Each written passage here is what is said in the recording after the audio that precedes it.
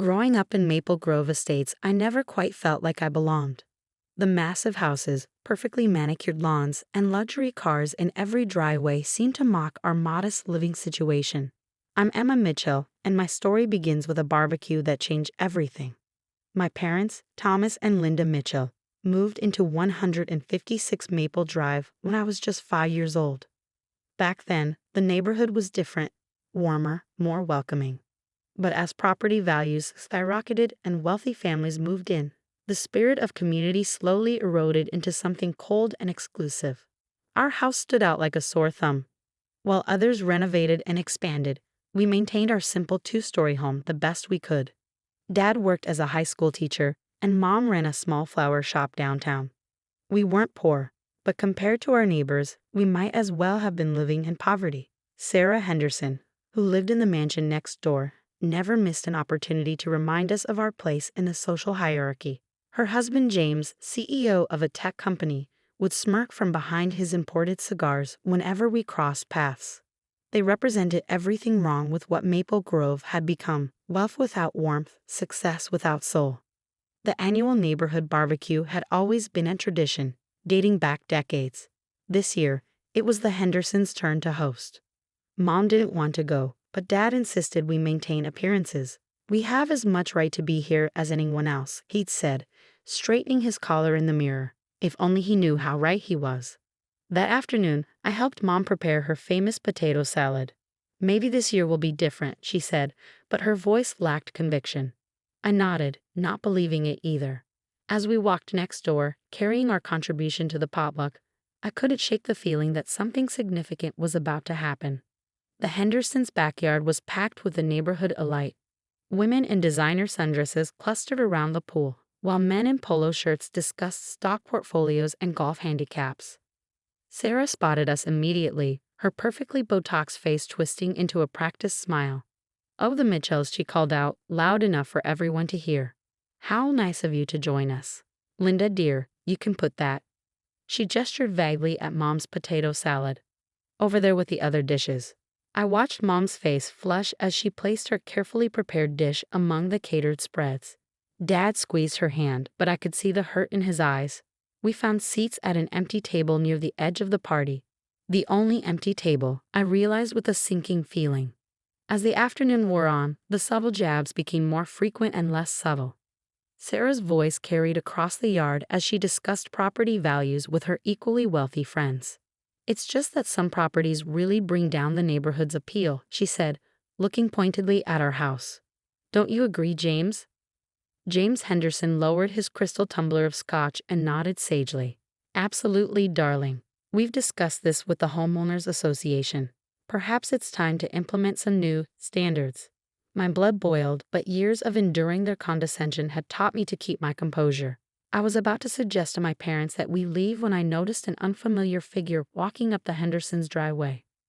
The man wore an impeccable suit that made even James's designer outfit look cheap.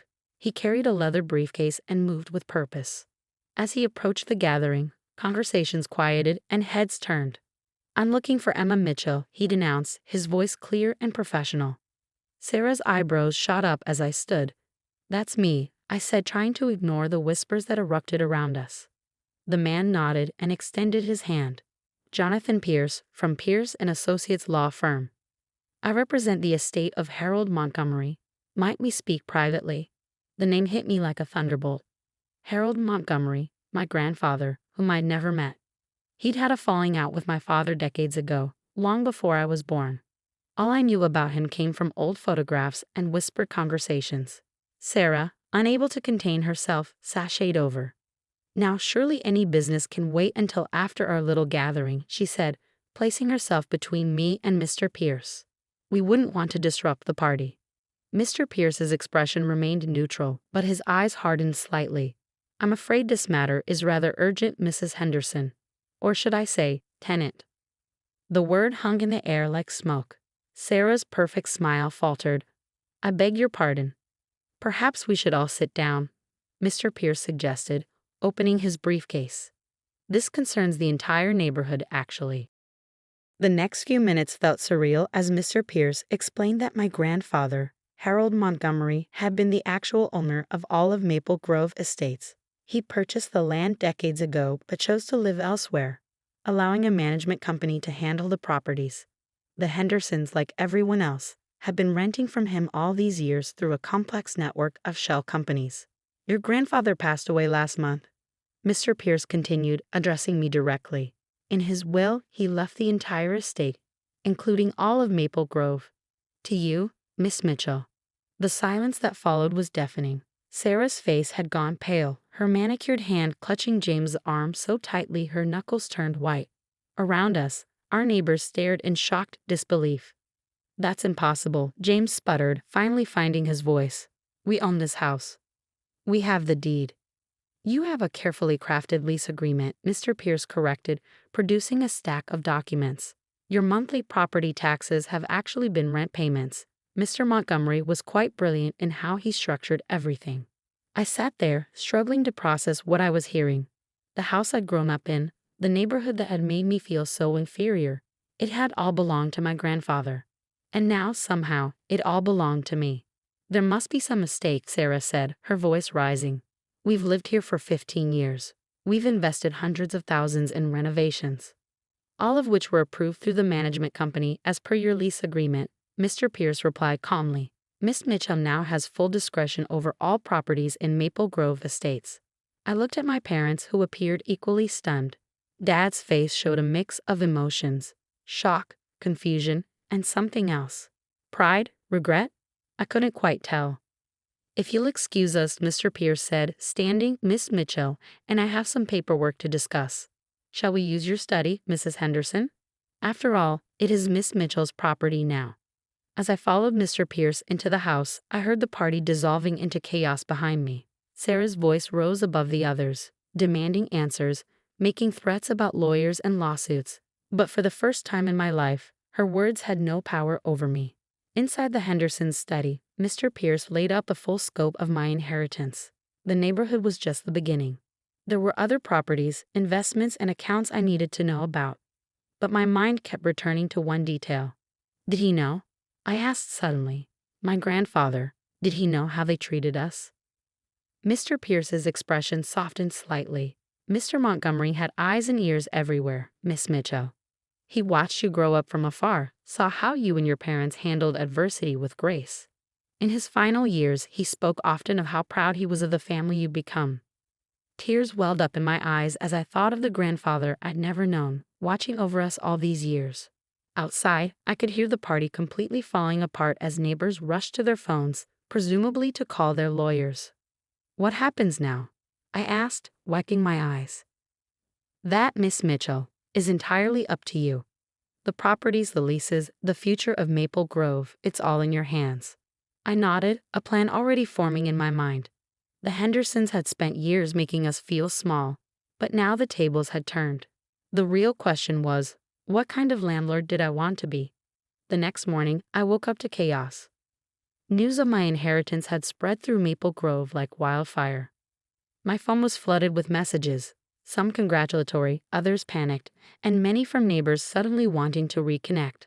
Sarah Henderson's number appeared repeatedly, her voicemails growing increasingly desperate. James had apparently spent the night calling every lawyer in the city, only to discover that my grandfather's legal team had ironclad documentation for everything. I sat at our kitchen table, watching Mom prepare breakfast like any other morning. But everything felt different now. Dad kept glancing at the window, where a small crowd of neighbors had gathered, presumably hoping to catch a glimpse of the neighborhood's new owner. What are you thinking, sweetheart? Mom asked, placing a plate of pancakes in front of me. I took a deep breath. I'm thinking about Grandpa, why he did this, what he wanted me to learn. I paused, cutting into my pancakes, and I'm thinking about all the families like us who got pushed out of this neighborhood over the years. Dad looked up from his coffee. Your grandfather, he was a complicated man, Emma. We had our differences, but he always had a strong sense of justice. A knock at the door interrupted our conversation. Mr. Pierce stood there, looking fresh despite the early hour. Good morning, Miss Mitchell. I thought you might want to review the current lease terms. There are some interesting clauses we should discuss. As we went through the documents, a picture emerged that made me smile. My grandfather hadn't just been a shrewd businessman, he'd been playing a long game. The leases all contained provisions that gave the owner extraordinary control over rental terms and community standards. So, I said, looking up from a particularly interesting clause, I could essentially rewrite the entire rental agreement. With proper notice, yes, Mr. Pierce confirmed. Your grandfather ensured maximum flexibility for the property owner. I spent the next few hours drafting new terms with Mr. Pierce's help. By afternoon, we had everything ready. I called for a mandatory community meeting at the neighborhood clubhouse, another property I now owned. The clubhouse was packed that evening. Every resident of Maple Grove had shown up, their faces a mix of worry and curiosity. Sarah and James Henderson sat in the front row, trying to maintain their usual air of superiority despite their obvious distress. Thank you all for coming, I began, standing at the podium. As you've heard, I'm now your landlord. I've spent the day reviewing everyone's lease agreements and I've decided to make some changes. A murmur ran through the crowd. Sarah's hand shot up immediately, but I continued speaking. First, all current rents will be adjusted based on a fair market value assessment, not the inflated rates many of you have been paying. Second, I'm establishing a community board that will include representatives from all income levels. And third, I paused, making eye contact with Sarah. Any form of discrimination or harassment based on economic status will result in immediate lease termination. The room erupted. James Henderson jumped to his feet.